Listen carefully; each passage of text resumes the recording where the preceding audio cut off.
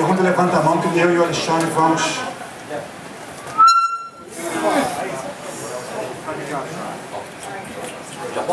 Pode. Hi, Rodolfo from Play TV. I was wondering about your process, songwriting process of those new songs. What gets harder and what gets easier after all these years? And about working with your wife, writing with your wife. That's it. Thank you. I don't know if the process gets harder or easier. I've been enjoying it a lot over the last 2 or 3 years, and I'm very happy with the way it's been going. And working with my lovely wife, Holly, is an enormous pleasure for me, and is very satisfying. She's more than a lyricist, and helps me in many, many ways, and it's fantastic to be able to work that way.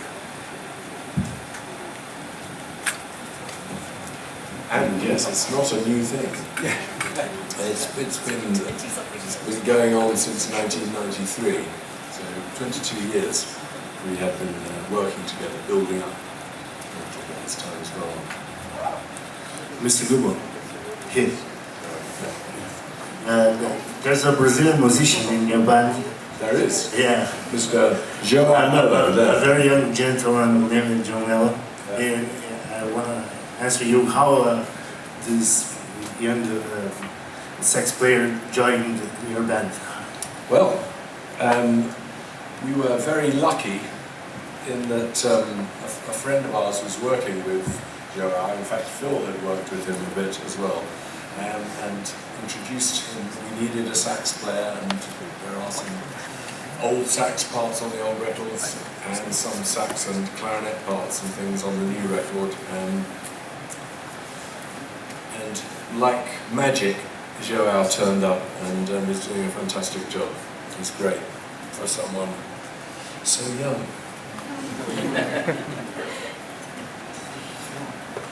Hello, Mr. Gilmour.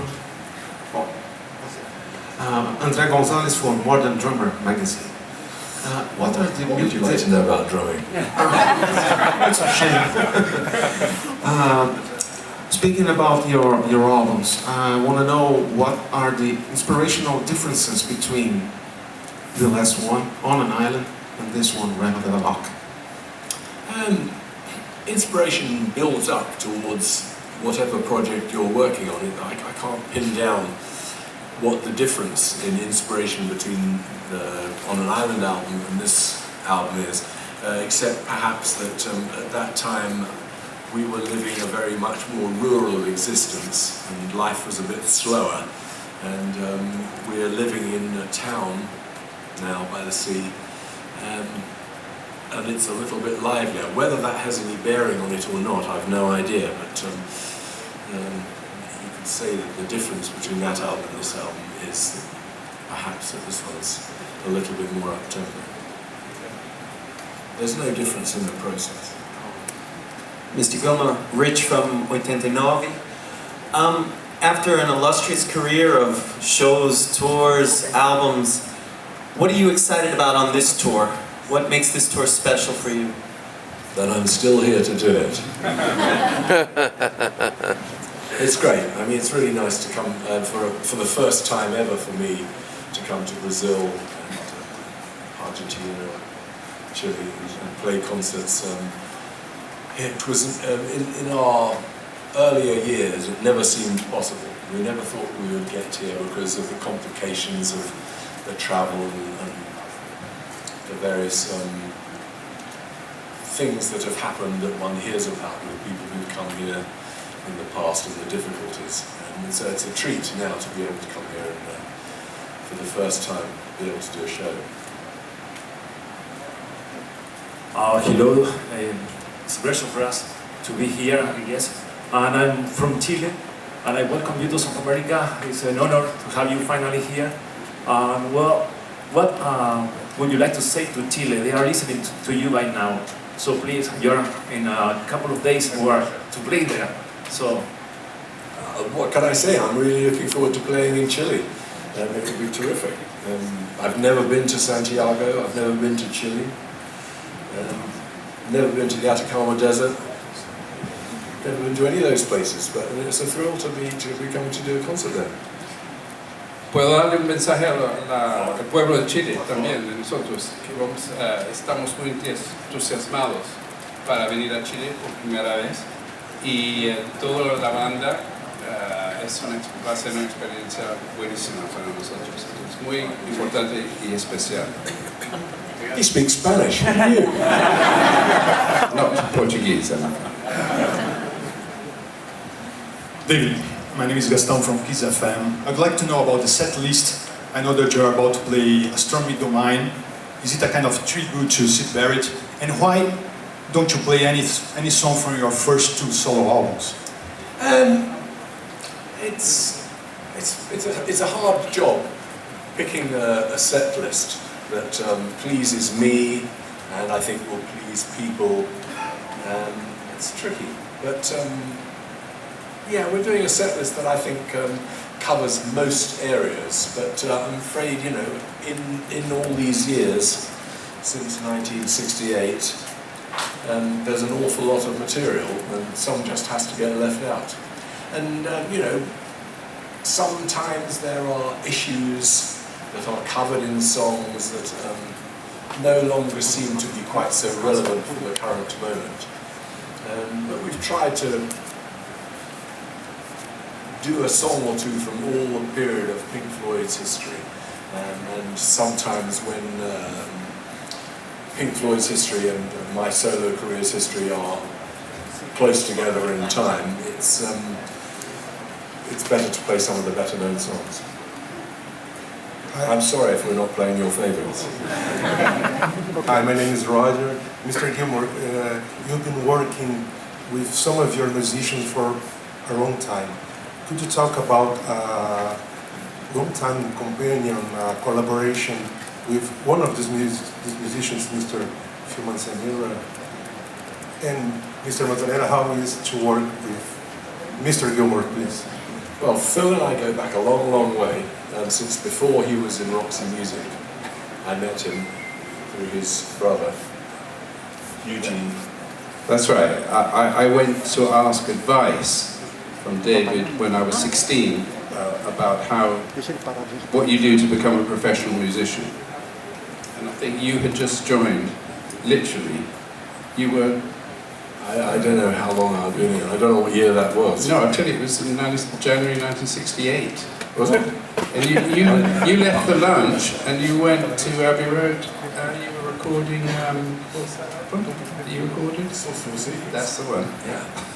Well, I'd forgotten exactly when it was, but we go back a long, long way, and I think the first time we collaborated properly was on a track or two that we worked on for the Momentary Lapse of Reason Pink Floyd album in 1987. Okay. We're still here. Hi, Mr. Gilmour. Like here. I am Marcos from a website called A Ilha do Metal, and rock and roll had a lot of great guitar players, and you know you made part of this. What do you think your legacy to the following generation? Gosh, I think that's something for you to answer, not me, isn't it? You tell me. I don't know. I play it. I don't have to think about how it's affecting other people. Hi, Mr. Gilmour. I'm Alba from Agencia F and also from Lettertela from Chile, so I'll continue with that question. My question is the following. Why did you choose to play in Chile, which is not a place normally included in musical tours? And if you happen to admire or know any rhythm music from Chilean music? Thank you. Well, you know, these tours are set up by management people and agencies, and it depends on who wants what and what we can do within the given time frame and what is convenient. I didn't personally choose which places we were going to play. My manager, along with agencies here and in London, made those decisions. asked me if that was okay with me, and I said that sounded great to me. So I can't really help you with that. And I have to confess my knowledge of Chilean music is limited. Mr. Gilmour, Sergio Martins from Veja Magazine. You played Comfortably Numb with Roger Waters in one of the Wall tours. And Mr. Waters said that it began as a joke, that you always said, what if I go to the stage and play one song, what people would say? I would like to know if it's true, what Mr. Waters said, and how was to play it with him? It didn't start as a joke, in my memory, but the memory is a strange thing. And as I remember it, I was trying to persuade Roger. Holly's idea was that we should... I had been asked to play at a charity concert for a charity called Hoping, which is for Palestinian children. And I had asked Roger if he would appear on that show with me. And I wanted him to sing this song, at Polly's suggestion, the song called To Know Him Is To Love Him by the Teddy Bears, written by Phil Spector. And Roger said he wasn't going to sing that song. He said, no, it's outside of my comfort zone. And so I pushed and badgered him and said that I would appear at one of his concerts if he would do this thing for me. And that's when he agreed to do it. It wasn't random that you were going to sing that, because you told me that you used to sing it at sound checks. That's right, we did. In the early years of Pink Floyd, as we would do concerts in Europe and America and places, we would sound check in the afternoon, and it often got very boring to sound check our own songs, so we would sometimes do other songs. And one of the songs that we did do in the early 70s at soundcheck was me and Roger singing that song together. And I had told Polly this, and she said, you must do that again. I mean, it is, there is definitely some humour in the two of us singing those lyrics to each other. And then, David, I think you then said that if he did it, you would play Comfortably Numb at one of his shows in return, which is how it came about. Okay. Hi, Mr. Gilmour. Here. Hi, Paul. Hi, everyone. Well, here in São Paulo, our students are copying public schools, asking for a better education. And do you see that Head of that Lock lyrics inspired situations or reflected this situation? Sorry, I'm afraid I didn't quite understand what you said. Did you understand? Sorry. The students... Yeah, the students, they are taking over public schools.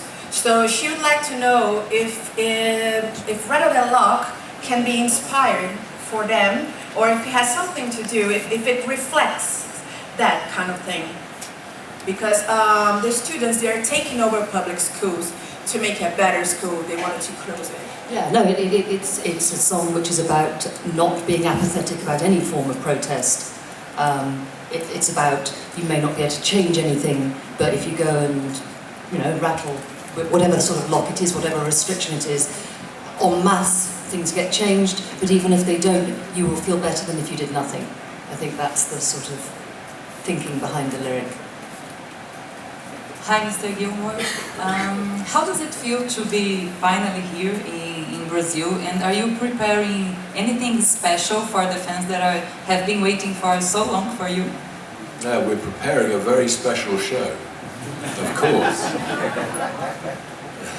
And it's, as I said before, it's a thrill to be here in South America, in Brazil.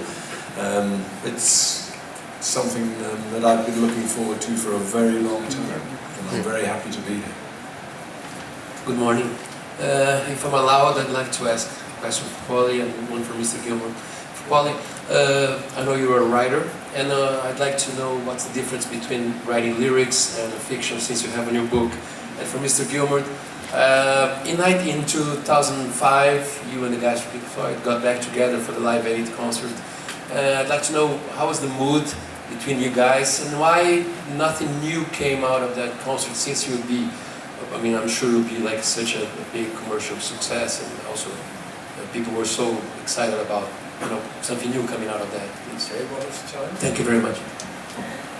First, the difference between writing fiction and lyrics, I suppose the greatest difference is that the music usually comes first, apart from, in one instance, which was that last Pink Floyd album, The Endless River, and the song Louder Than Words, which was written without a piece of music.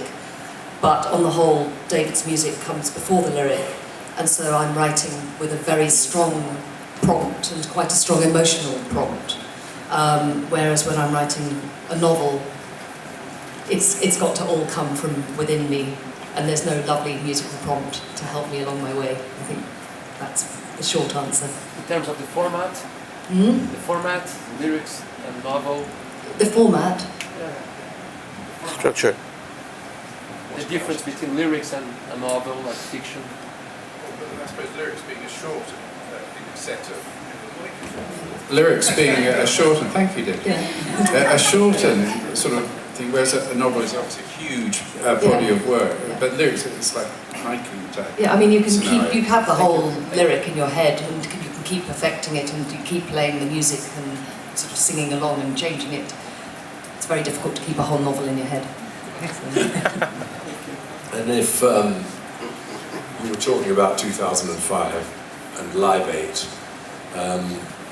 on the night that we did it, it was very joyful, and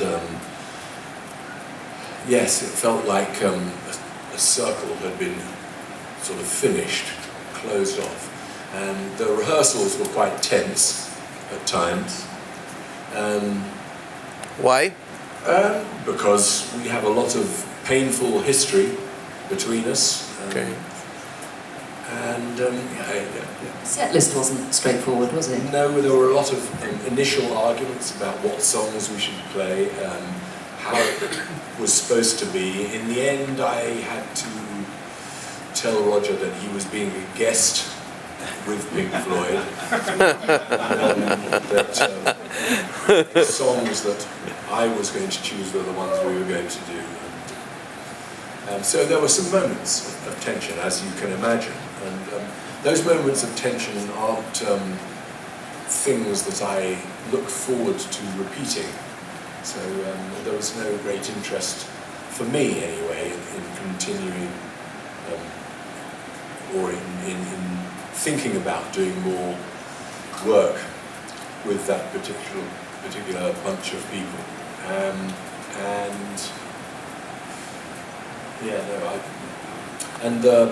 As you said, there was a large commercial incentive, but commercial incentives aren't what I'm into at this stage of my life. Thank you.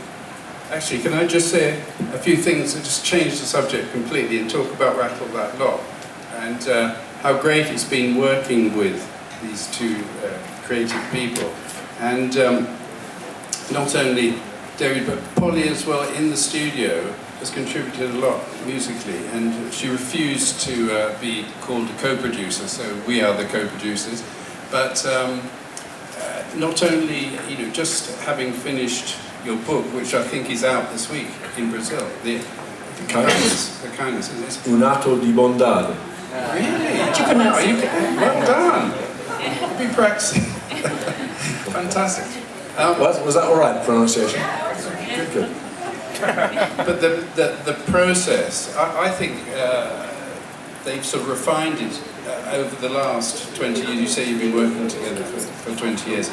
I think it's really come to a very good point now, where you have a very good understanding and you work quite quickly, actually, because once, yes, the music was got together over a period of 5 years, but once you picked on which songs to do between the two of you, you really got on, and it was within a couple of months. So even though this album, in theory, there's a big gap between On an Island and this album, it actually was only done in a few months, from January to March, April, May. I thought I'd just throw that in for people who might be interested.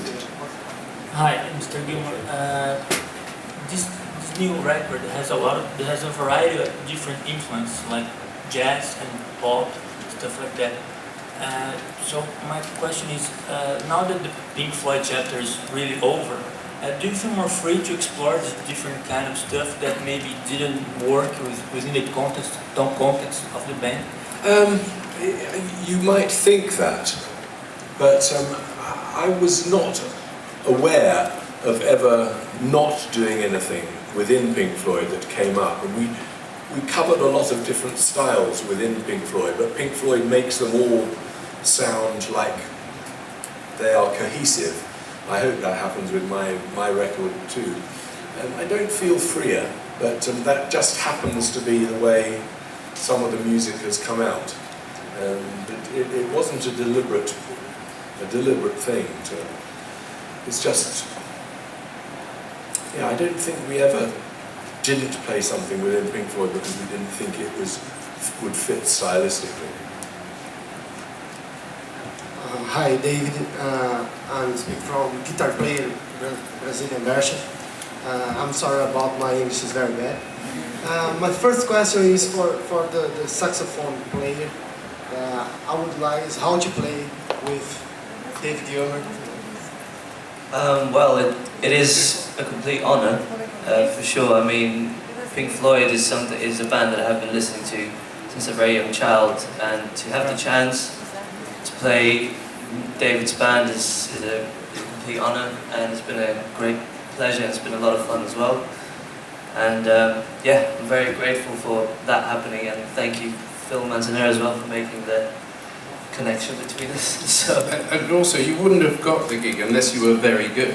He takes no prisoners, this man. So, you know, well done. And it's great to have, you know, a young player in the band, especially now coming back to Brazil, you know, his home country.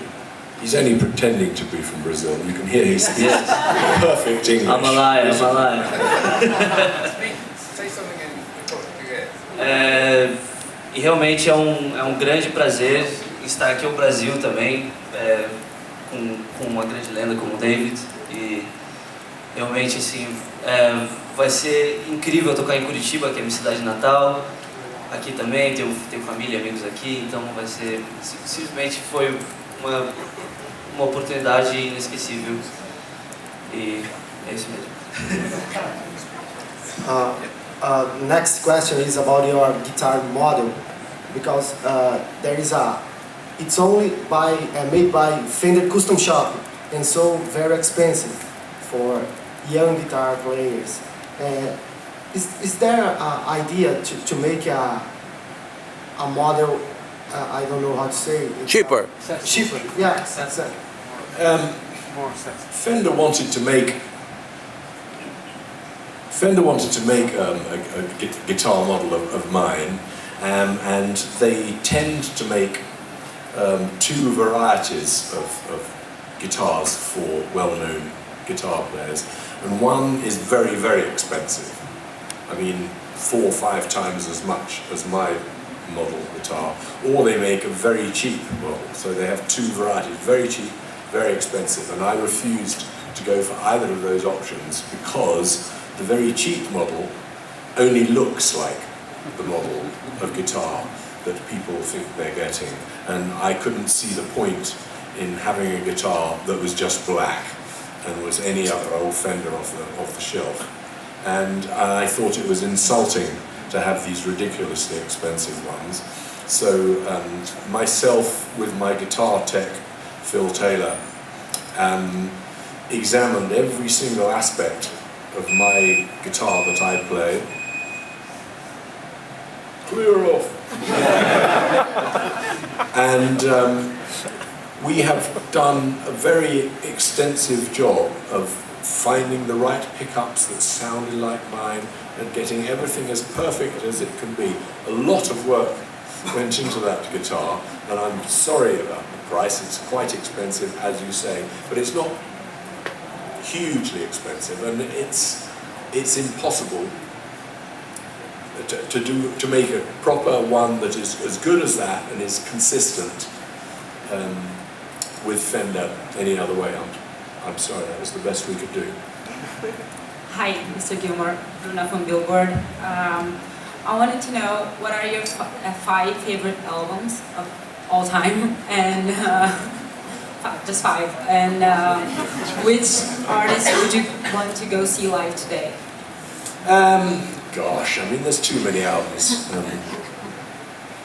I can't tell you the 5 favourite albums of all time. It changes all the time.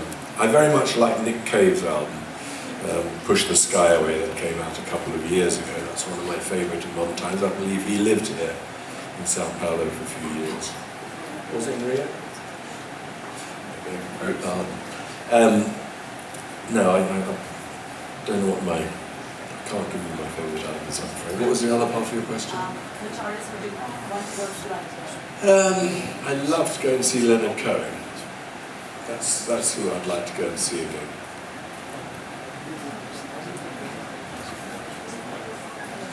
David, your voice is very easily recognizable.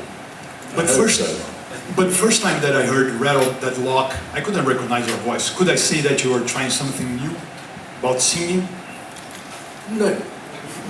Not at all? In a different tone, you're singing a bit higher? I had the backing track complete. I'd sung some la-la-las over it. Polly came up with the lovely, great words. We went into my studio, Polly and I, and we turned on the microphone and the track, and I sang it, and that's how it came out. There's no mystery or magic. It's just how it is. I think that maybe because it's an up-tempo number, it's so rare that you sang it with more attack, and so it's got more distortion in your voice or something, and that's maybe why people didn't recognise it. Whereas your other voice can be quite angelic, really. El Professor always has the answers. Hello, I'm Marcus from Command Rock here. And I have a question for you, David Gilmour. It's about your second record, About Face. It's the more pop-oriented record you ever released. And my question would be, has Phil something to do that he is the co-producer for this new record, Rattle That Clock? That this Rattle That Clock had to be pop-oriented as well, so it has to be, so it could be that successful as About Face, your second record. Gosh, I've no idea that I was making a pop record. Well, obviously I'm a pop musician. Did you push me into making a more pop record, Phil? Is it a bad thing? No, I mean, you just made the record you wanted to make. You in the end, you and Polly chose those 10 or 11 tracks to work on out of 30 or 40 tracks. That's how you were feeling that day when you chose them, and you decided to finish them off. But in essence, it's you. It's what you and Polly are about now. It's all about the two of you. We're always, every year, every one of us is in a slightly different frame of mind. And I listen to some demos that I've made years ago, and I think, well, that's something I liked then, and I listen to it and I can't understand why I liked it at that moment. And other ones that I didn't like then, I listen to again and think, that's actually rather nice. So it is just a different mood that I must be in at this particular stage of my life that makes it a slightly different mood of record. I can't give you a better answer, I'm sorry. Thank you. Mr. Gilmour, as a musician, is there anything that you haven't done yet that is still on your list of things that you really want to accomplish? I wish I knew. I don't know the answer to that. No, there's nothing that I can specify that I haven't done that I really want to do. I want to make more good music, which will I will enjoy as I make it, and hopefully will give some of that enjoyment to other people. Hello, Mr. Gilmour. Here. I'm Flavia from Allianz Park. And first I'd like to say it's an honor to receive you here. And as you said previously, you have never been to Brazil or South America due to the lack of structure. And I'd like to know, what are you thinking about the structure that you have already seen here? About the? The structure. I've been in a van. Is it good? From the airport to a hotel and then here. It's a little early. I haven't seen anything of Brazil yet. Okay, I'm afraid. I can't really help you there yet. Okay, so I hope you enjoy Allianz Park structure and have a good show with a good acoustic. We'll do our best. Thank you very much. Mr. Gilmour, who are the guitar players that influenced you, that was the references? There's so many. There's so many guitar players, if you want to say references or influences. Leadbelly, Pete Seeger, Joni Mitchell, John Fay, Eric Clapton, Jimi Hendrix, to name them all. Well-known popular ones. Leadbelly. Did I say Leadbelly? Yes. Sorry, twice. Yeah, hundreds. Jeff Beck, obviously, always. There's so many. Hank Marvin. Phil Manzaneri, yeah. Phil Manzaneri. Okay, What about you, Phil? Well, I have a slightly, I was brought up in Cuba and Venezuela and Colombia, so I have starting from a different trajectory, but when I listened to the radio to England, and the Beatles started coming, then I was just obsessed by that, and George Harrison, I just loved George Harrison. And when I went to England, then it was all the people like that who came to England: Jimi Hendrix, Peter Green, Clapton, Pete Townsend, Jeff Beck, the whole history of guitarists. David Gilmour. Twice. So good I said it twice. Just like New York. Please. Hi. Gilmour, I would like to ask a question for your wife. How do you feel writing important songs like from Division Bell, from Pedro de Loc? How do you feel writing special songs in the voices of your husband? How do you feel see these songs alive? It's a voice I know very well. And the most thrilling moment is when the lyric is first written and the first time he sings it. It's incomparable. I mean, that's the best answer I can give. And how do you feel, David, singing for songs from your life? Something, I've always liked to be in a team of people. I've never particularly set out to do what I have, what it appears to be now with my name on it. I always liked being a part of something, and to be together in life and in work with this woman is an honour and a thrill, and it really is. It's a nice way to work, and I want to keep that going. It's terrific. Mr. Gilmour? Yes. Mr. Gilmour for Futuro Radio again, for Chile. You teach us how to fly. You took us out of this world. So, sorry, say again?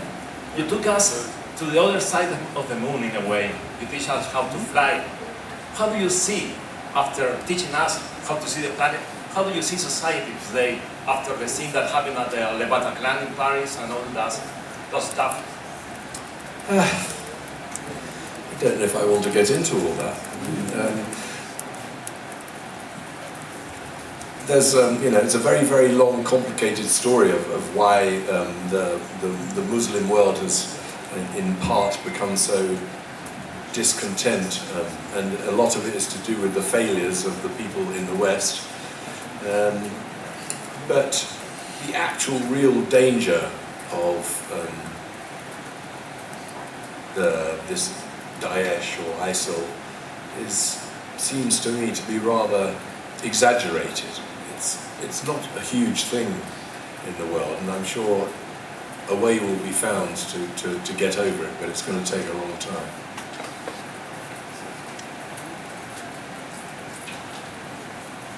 Hi again. I was wondering, do you think the world is going to see anytime soon another rock generation that like the one they had in the 60s, 70s, 80s? A what? Another rock generation like the ones in the 70s and 80s? I don't know. I'm not a prophet. I don't think it's going to happen.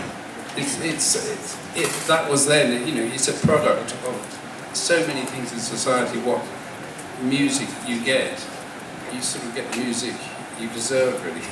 It's like the 80s. You can't predict that sort of thing. You know, you can just hope that it'll happen. It doesn't feel to me like there's anything like that outpouring about to happen, but I could very well be wrong, and I hope I'm wrong. Vamos para a última pergunta. The last question. Oh, you said that you're not familiar to the music from Chile. What about the Brazilian music then? I don't really know much about South American music, you know, except what we have heard on the radio in England and what you see connected to the street festivals and things that go on over here. So it's not something of which I have an education. I'm sorry. Obrigado, pessoal.